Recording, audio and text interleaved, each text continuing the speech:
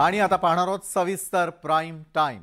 तर 2000 रुपयांच्या नोटांसंदर्भात भारतीय रिझर्व्ह बँकेने मोठा निर्णय घेतलेला आहे। 2000ची नोट चलनातून बाद करण्याचा मोठा निर्णय आता आरबीआयने घेतलेला आहे। क्लीन नोट पॉलिसी अंतर्गत आरबीआयने 2000 रुपयांच्या नोटांचं सर्क्युलेशनही बंद करण्याचा निर्णय घेतलाय। नागरिकांनी बँकांमध्ये जाऊन या नोटा बदली करून घेण्याचं आवाहन आरबीआयने केलेलं आहे। तर 30 सप्टेंबर पर्यंत 2000 रुपयांच्या नोटा नागरिकांना बदलून मिळणार आहेत।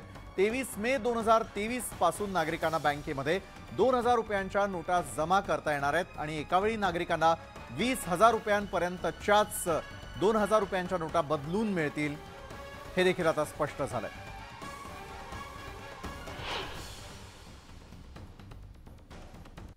ही दुसरी नोट बंदी आहे का, तर पाहूया। 2000च्या नोटा आता रिझर्व्ह बँक परत घेणार आहे।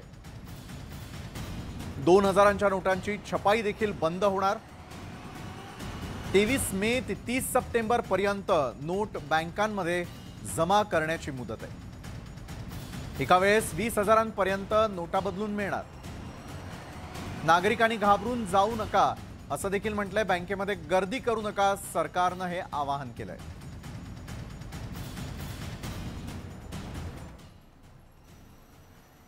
निर्णय घेतला 30 सप्टेंबर पर्यंत त्याची वैधता जी आहे ती ठरवण्यात आली। आपण मुख्यमंत्र्यांना अपील करतो। आरबीआयने निर्णय घेतला असेल तर तो काही विचारपूर्वक विचारांती घेतला असेल।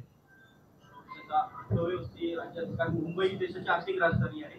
2000च्या नोटा असं पुन्हा आणून गेले काय मागची कारण असं सर्वसामान्य माणसाकडे आहे, तुझ्याकडे का 2000? सर्वसामान्यांसाठी चांगला निर्णय बात करण्याचा निर्णय घेतला। 30 सप्टेंबर पर्यंत त्याची वैधता जी आहे ती ठरवण्यात आली। आपण मुख्यमंत्र्यांना अपील करतो। आता 2000ची नोट देखील बंद होण्याची सूचना जारी झालेली। सप्टेंबर महिन्यापासून 2000ची नोट देखील बंद होणार आहे। कसं बघता? माझ्याकडे नाही आहे, त्याच्यामुळे काही माहित नाही।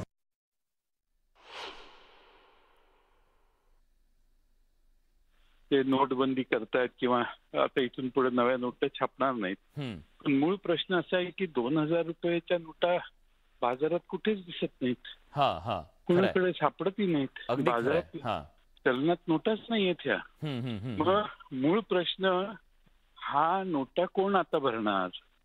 ज्यांनी नोटा 2000 रुपये साठवले याच्यात सरकारने खरं पहिल्यांदा जाहीर केलं पाहिजे की 2000 रुपयाच्या आम्ही एवढ्या नोटा छापलेल्या होत्या, त्यातल्या एवढ्या नोटा आमच्या बँकेत ताब्यात आहेत, एवढ्या नोटा चलनात आहेत, अगदी मुद्द्याचं येण्याची आम्हाला प्रतीक्षा आहे। त्याचा हिशेब द्या ना। बरोबर किती मार्केटमध्ये नोटा आहेत आणि माझ्या माहितीनं माहिती नाही तुम्हाला, आम्हाला कधी 2000च्या नोटा अलीकडे पाहायलाच मिळत नाहीत। अगदी खरं आहे, कारण एटीएम मध्ये सुद्धा आपल्याला त्या मिळत नाहीयेत।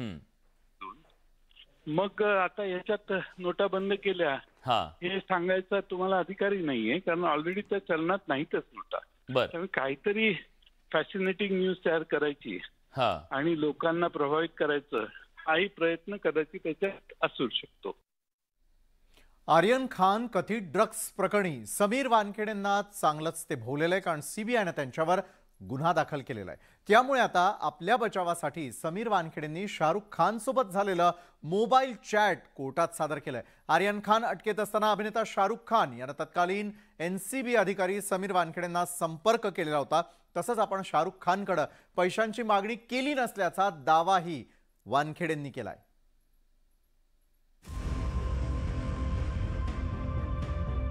आर्यन खान कथित ड्रग्ज प्रकरणात अनेक घडामोडी घडल्याचं आता उघड होऊ लागलंय। आर्यनला ड्रग्ज प्रकरणात अडकवण्याचा प्रयत्न झाल्याचं सीबीआयच्या तपासात समोर आलंय। त्यामुळे समीर वानखेडे सीबीआयच्या कचाट्यात सापडलेत। आर्यन खान तुरुंगात असताना अभिनेता शाहरुख खान आणि तत्कालीन एनसीबी अधिकारी समीर वानखेडे यांच्यात मोबाईल फोनवरून अनेक वेळा चॅट झाल्याचं समोर आलंय। समीर वानखेडेंनी सीबीआय विरोधात कोर्टात दाखल केलेल्या याचिकेसोबत हे चॅट जोडलंय। आर्यन एक चांगला माणूस बनावा म्हणून मी प्रयत्न करीन, तसंच त्याच्यावर तुम्हाला आणि मला अभिमान वाटेल। ही घटना त्याच्या आयुष्याला वेगळं वळण देणारी ठरणार आहे। आपल्याला प्रामाणिक आणि कष्टाळू तरुणाईची गरज आहे। तुम्ही आणि मी आपली जबाबदारी पूर्ण केली आहे। नवी पिढी त्याला अंगीकारणार आहे। त्याचं भविष्य बदलणं आमच्या हातात आहे। तुमचा पाठिंबा आणि चांगुलपणाचे पुन्हा एकदा आभार। देव तुमचं भलं करो, असं एसआरकेने म्हटलंय। मला व्यक्तिगतरित्या तुम्हाला भेटायला यावं लागेल. मी तुमची गळाभेट घेऊ शकेन. तुम्हाला कधी वेळ आहे ते मला कृपया सांगा. मला मदतीचा प्रयत्न केल्याबद्दल धन्यवाद. मी तुमचा ऋणी आहे. इन्शाअल्लाह. मला वाटतंय तुम्ही आपल्या अधिकारिक क्षमतेनुसार प्रयत्न केला असेल. मी एक पिता म्हणून विचार करतोय, पण कधी कधी आपले सर्वाधिक प्रयत्न पुरेसे नसतात. धन्यवाद. शाहरुख पुढे असंही म्हणतोय, मी तुमच्याकडे भीक मागतोय, त्याला तुरुंगातून सोडवा. आता सुट्ट्या सुरू होतील आणि तो एक व्यक्ती म्हणून आतून कोलमडून जाईल. माझ्या मुलाला सुधारण्याचं वचन तुम्ही मला दिलं होतं की तो मानसिकदृष्ट्या कोलमडून जाईल अशा ठिकाणी तुम्ही त्याला पाठवणार नसल्याचं मला वचन दिलं होतं. त्यानं कोणताही गुन्हा केलेला नाहीये. तुम्ही चांगले व्यक्ती असतानाही काही स्वार्थी लोकांसाठी त्याच्यावर असा अन्याय का करत आहात, असंही SRK म्हणाला. मेरे बच्चे का ध्यान रखना. मैं चाहता हूं कि अगर उससे कुछ गलती हुई हो तो उसको हम सुधारें ताकि आगे उसकी जिंदगी बेहतर बने. और एग्जैक्टली उसी लाइन के ऊपर इन्वेस्टिगेशन समीर कर रहा था. उसके ऊपर किसी किस्म का वैसा केस नहीं बना जो कि दूसरों के ऊपर बना गया. इल्जाम जो लगाए गए हैं वो टोटल बेबुनियाद इल्जाम है. उन इल्जामों को बेबुनियाद बताने के लिए शाहरुख खान का चैट एनेक्स किया गया. कथित ड्रग्ज प्रकरणातून आर्यन खान यापूर्वी सुटलाय. मात्र त्याच्या अटकेवरून तत्कालीन NCB अधिकारी समीर वानखेडे CBIच्या रडारवर आलेत. या प्रकरणात शाहरुख खानकडून 25 कोटी रुपयांची लाच उकळण्याचा प्रयत्न केला होता. त्यापैकी 50 लाख रुपयांचा हप्ता घेतल्याचं समोर आलंय. CBIने दाखल केलेल्या गुन्ह्याविरोधात समीर वानखेडेंनी मुंबई उच्च न्यायालयात धाव घेतली आहे. प्रशांत बाग, न्यूज 18 लोकमत, मुंबई. तर आता समीर वानखेडेंना मुंबई उच्च न्यायालयानं तात्पुरता दिलासा दिलेला आहे. आर्यन खान प्रकरणामध्ये अभिनेता शाहरुख खानकडून 25 कोटींची लाच उकळण्याचा प्रयत्न केल्याचा वानखेडेंवरती आरोप आहे. या प्रकरणी CBIनं वानखेडेंवरती गुन्हा दाखल केलाय. त्याला वानखेडेंनी आता मुंबई उच्च न्यायालयामध्ये आव्हान दिलंय. समीर वानखेडे तपासात सहकार्य करत नसल्याचा दावा CBI कडून कोर्टात करण्यात आला. त्यावर कोर्टानं वानखेडेंना CBIला तपासात सहकार्य करण्याचे आदेश दिलेत. तसंच कोर्टानं 22 मे पर्यंत वानखेडेंना अटकेपासून संरक्षण दिलंय. इनको अरेस्ट नहीं किया जाएगा, कोई कोर्सिव एक्शन नहीं लिया जाएगा. 22 तारीख को मैटर अभी रखा गया है. NCB 22 तारीख को अपनी एफिडेविट जो है ओपन कोर्ट में फाइल करेगी. हमको कॉपी देगी संडे को. वो NCB की ऑफिस जो एफिडेविट रहेगी उसको स्टडी करके 22 तारीख को आगे जो है वो वेकेशन जज के सामने अब हियरिंग होगी. मुझे न्यायपालिका पे, हमारे केंद्रीय सरकार पे और CBI पे पूरा भरोसा है कि ये मुझे न्याय देंगे. और बाकी के कुछ व्यक्तियों के वजह से एक वेंडेटा जो निकाला गया, मुझे हमारे पूरा भरोसा है केंद्रीय सरकार पे और जुडिशरी पे कि मुझे न्याय जरूर मिलेगा, और खासकर CBI से भी.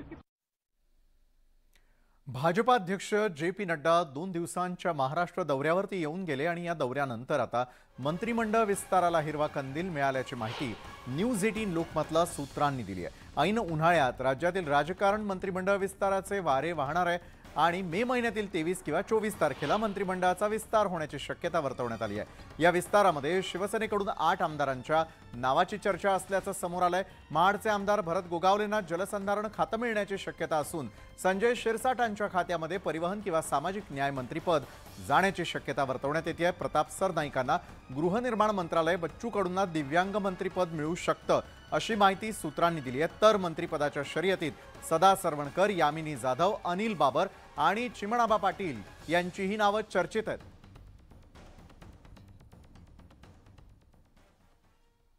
त्यानंतर वळूयात पुढच्या महत्त्वाच्या बातमीकडे आणि ती म्हणजे मिशन पालिकेसंदर्भातली. आगामी पालिका निवडणुकीसाठी भाजपकडून आत्तापासूनच उमेदवार चाचपणी सुरू झाली आहे. मुंबई महानगरपालिका निवडणुकीसाठी भाजपचा तिकीट वाटपाचा फॉर्म्युला ठरल्याची माहिती सूत्रांकडून मिळते.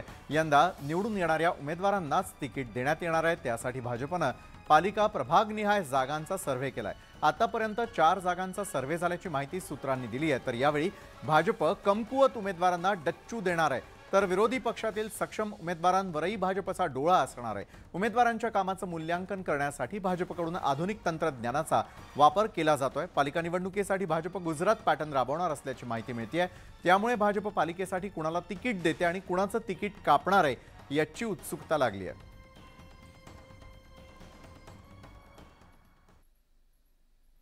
तर दुसरीकडे आता मुंबई महानगरपालिकेची निवडणूक ऑगस्ट नंतरच होण्याची शक्यता आहे. कारण प्रभाग रचनेबाबत सुप्रीम कोर्टात दाखल करण्यात आलेल्या याचिकेवर ऑगस्टच्या पहिल्या आठवड्यात सुनावणी होणार आहे। मुंबई महापालिकेतील प्रभाग 227 वरून 236 करण्याचा निर्णय महाविकास आघाडी सरकारनं घेतला होता।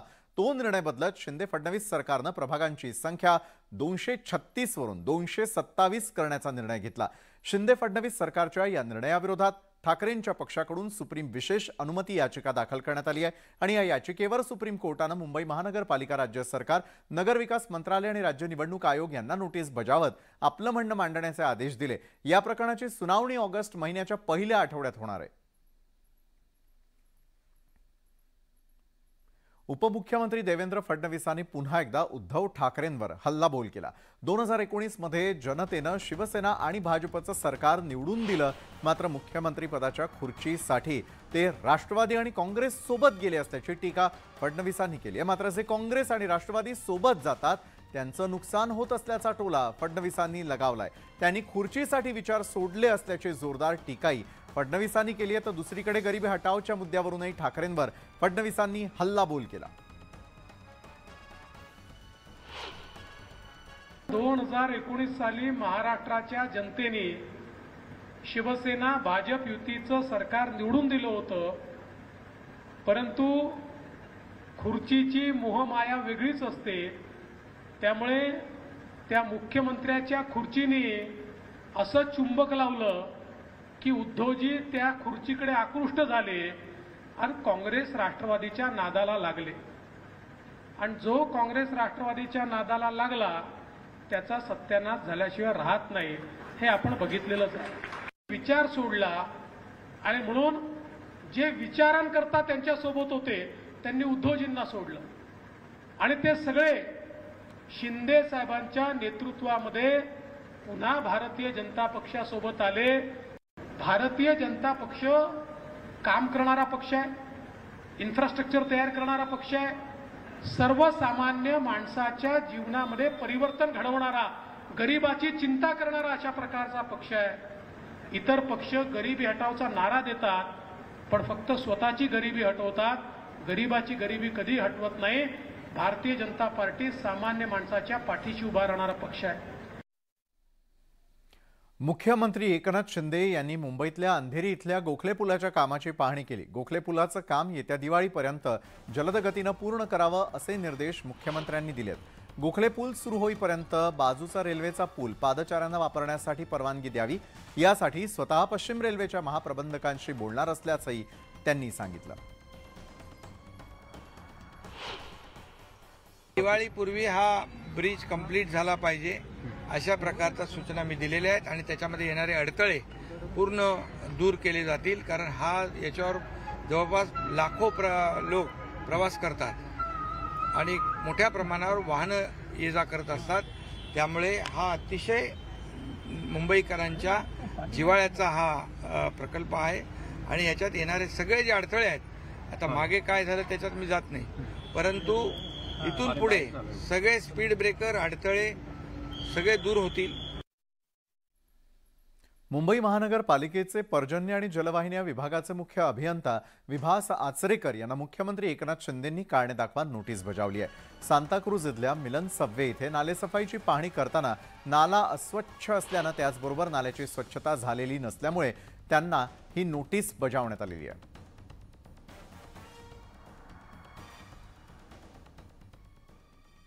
तर दुसरीकडे मुख्यमंत्री एकनाथ शिंदे यांनी स्वतः नाल्यामध्ये उतरून सुरू असलेल्या नालेसफाईच्या कामाचा आढावा घेतला। मुख्यमंत्री एकनाथ शिंदे यांनी ओशिवरा इथे नाल्यात सुरू असलेल्या नालेसफाईचं काम पाहिलं।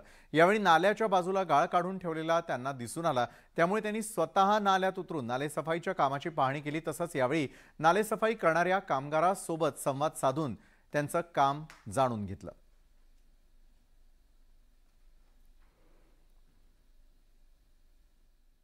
या पावसाळ्यामध्ये पाणी साचणार नाही अशा प्रकारची अपेक्षा आपण करूया।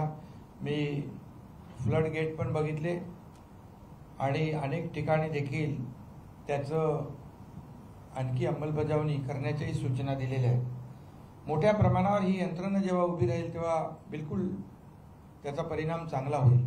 ज्या ज्या ठिकाणी वॉटर लॉगिंगचे स्पॉट आहेत, पाणी साचण्याचे ज्या ठिकाणं आहेत त्या ठिकाणी देखील मी गेलो आणि तिथे देखील यंत्रणा अतिशय सज्ज करण्याच्या सूचना दिलेल्या आहेत.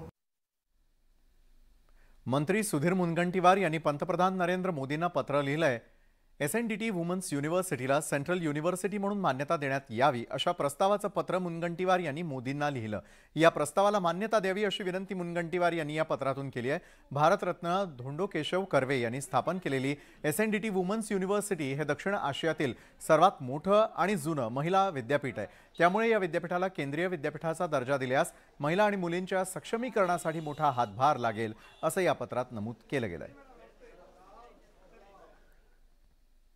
आणि आता मान्सूनबाबत थोडीशी चिंताजनक बातमी आहे. यंदाचा मान्सून हा राज्यात उशिरा दाखल होणार आहे. मान्सून अंदमानात दाखल झालेला आहे, मात्र केरळमध्ये मान्सून दाखल होण्याची 1 जूनची डेडलाईन हुकली आहे.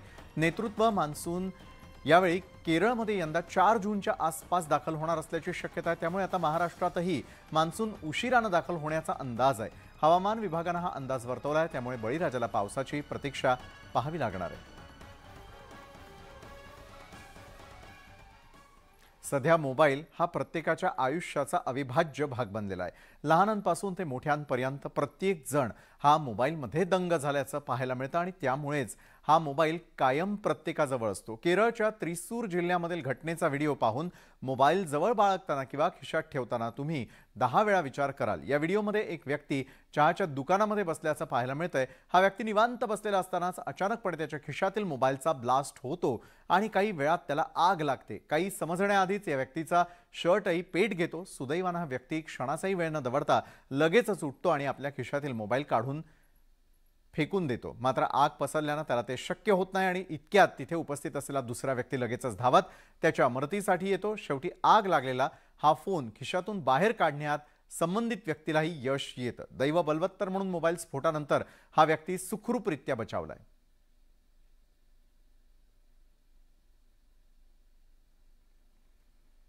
तर या होत्या संपूर्ण दिवसभरात आतापर्यंत घडलेल्या अतिशय महत्त्वाच्या प्राईम घडामोडी. तर आजच्या प्राईम टाईममध्ये वेळ झाली इथंच थांबण्याची. ताज्या घडामोडींसाठी पाहायला विसरू नका न्यूज 18 लोकमत.